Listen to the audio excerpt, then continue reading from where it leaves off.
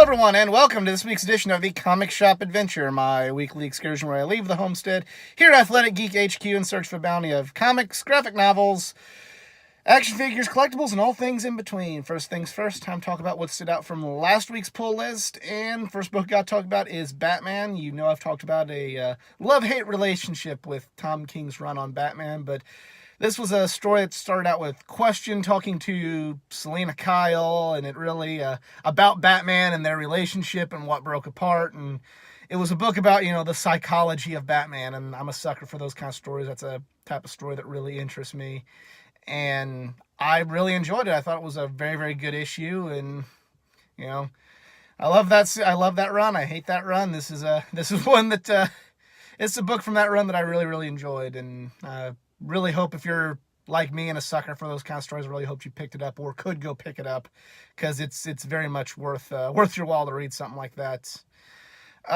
Justice League was very good. It was a Mr. Mxyzptlk issue with this new story arc where they were using Mixie to help, and just really fun. With just the different interactions with all the different members of the Justice League and Mixie.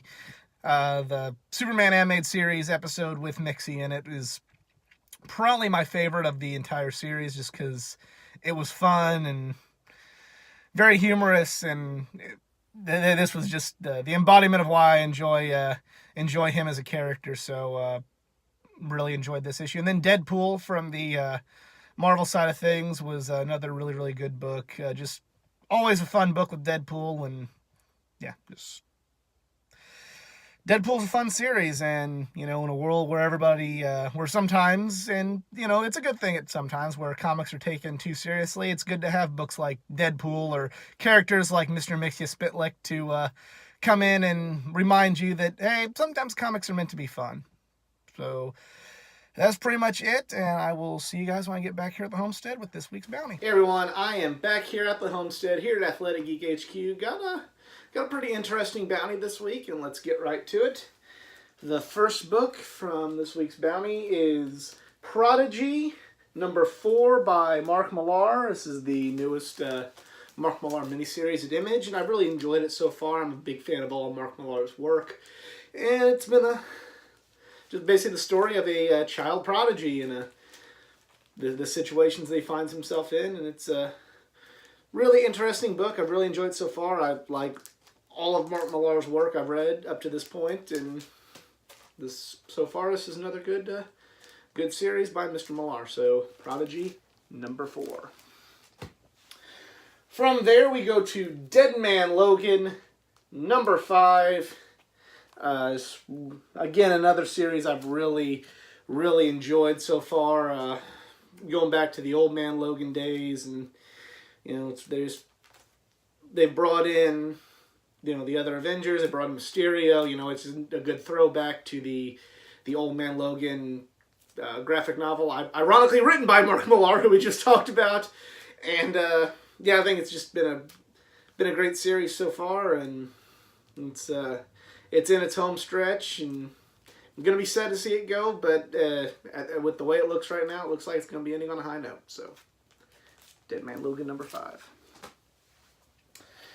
From there we go to Winter Soldier number 4, and unfortunately I just found out this was a mini-series, and it's not going to be an ongoing, but yeah, Kyle Higgins, I really enjoyed his Nightwing run. He's always really, and I've said this on previous adventures, he's written kind of the story of a sidekick coming into his own really well, and while Bucky has definitely been written coming into his own very well up to this point, Higgins just knows how to really make that person really feel like their own man. He did that in New 52 on Nightwing, and Nightwing had already been established as his own man for years up to that point, but that series just really, you almost forgot in his Nightwing series that Nightwing was a sidekick. He was Robin, he was a sidekick. And that's kind of the vibe I get from this book. You forget that Bucky was at all just a sidekick for Cap. You really feel like he's just really his own man, and there's just something about the way Higgins writes that, and really enjoy it. I'm disappointed to know that this is not an ongoing series. It's only a 6-issue miniseries, but Guess it just means I gotta enjoy it while it's here. Winter Soldier number 4. We now head over to the world of DC with Justice League Dark number 9. And Dr. Fate has been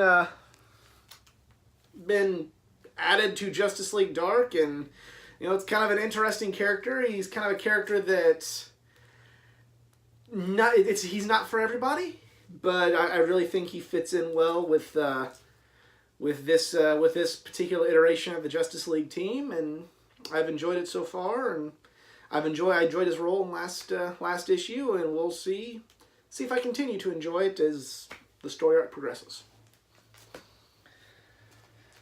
From there, we go to The Flash, number 66, and the Trickster is getting his due, and looks like he's getting a story arc. And on the Flash TV series, I really enjoyed the Mark Hamill iteration of the Trickster, or actually him kind of reprising his role, because in the 90s Flash series, he was also the Trickster on that, so there was really enjoyed that, and it made me more of a fan of that villain. And I'm excited to finally get more of a Trickster arc here in my comic books. So, Flash has always been a book I look forward to reading quite a bit whenever it's part of the Bounty. And now with the Trickster, hopefully it lives up to some lofty expectations. The Flash, number 66. From there, we go to Hawkman, number 10. And, I've been enjoying this book. It's kind of, the last couple haven't really wowed me as much as as much as they did whenever it was, or much as the series did when it first got started, but it's still a good series. And, it's still on the list, so it must not be too bad. So, yeah, looking forward to reading it. Hopefully it can get back up to where it was when it first kicked off. And, yeah, Hawkman, number 10. From there, we go to Superman, number 9, by Brian Michael Bendis. The Crime Syndicate from the alternate Earth looks like it's coming into Superman comics, and I'm interested to see how Bendis writes that. I honestly think that Bendis needs to have one or the other when it comes to the Superman titles. He needs to either have action or Superman. He shouldn't be having both. Action's doing all right now. Superman's kind of but I'm interested to see Bendis' take on the Crime Syndicate, which is basically just like the doppelganger versions of the Justice League, first made popular in the Crisis on Infinite Earth series. So, kind of like to see how he goes about writing them, and it's got my interest peaked. But Superman to me is kind of, the last few issues, kind of not been Bendis' best Superman work, and it's kind of been the driving force behind my opinion of he should have one Superman book and not both. But we'll see how it goes. Superman number 9. And finally, to round out the comic book section of this week's Bounty, we have Titans number 35. And yeah, it looks like it's going to be really Raven-centric. I've enjoyed, I've had ups and downs with this series, but I've really enjoyed, how they've explored other characters since the departure of Dick Grayson from this series, and especially with the addition of Kyle Rayner. But this isn't a Kyle Rayner-centered story. This is a Raven-centered story, and I'm looking forward to it. I'm looking forward to reading it. And, I was thinking about getting rid of it, and I didn't, because just how good they really picked it up. So, good job to all the folks working on this book. Titans, number 35. And finally, to round out the Bounty this week, I have, and you got to put them together, so unfortunately I can't show you a finished product. It is a Artifacts dual statue pack of Gambit and Rogue, my favorite couple in all of comic books. Quite possibly my 2 favorite Marvel characters. And yeah, it looks really cool. Unfortunately, won't be able to show you the finished product here on the adventure, but pre-ordered this about a year ago, and it's finally come in. And yeah, I'm excited to have some more Gambit and Rogue in my statue collection. Gambit statues are so hard to come by, and they get put out so rarely that whenever I eventually get the chance for a Gambit statue or of any kind, I jump on it. And yeah, it's just pretty awesome. And it's the 92 version of Gambit and Rogue, so it's the Gambit and Rogue designs that I was familiar with when I first became a fan of the X-Men. So really, really excited about this, and yeah, it's pretty awesome. I can't wait to get them put together.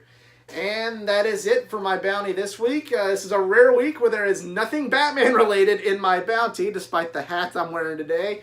And yeah, it's kind of surprising to see that, but I know Detective Comics number 1000 is on the horizon. And let me know what you picked up at your local comic shop in the comments section below. If you enjoyed this video, please like, share, and subscribe. Got content not just from the world of comic books, but from the world of pro wrestling, gaming, and all things geek culture. Go like my Facebook page at facebook.com/athleticgeek89. Check it out every Thursday for my collection comic of the week. That is exclusive to my Facebook page. But other than that, I'm out. Y'all be cool. Later.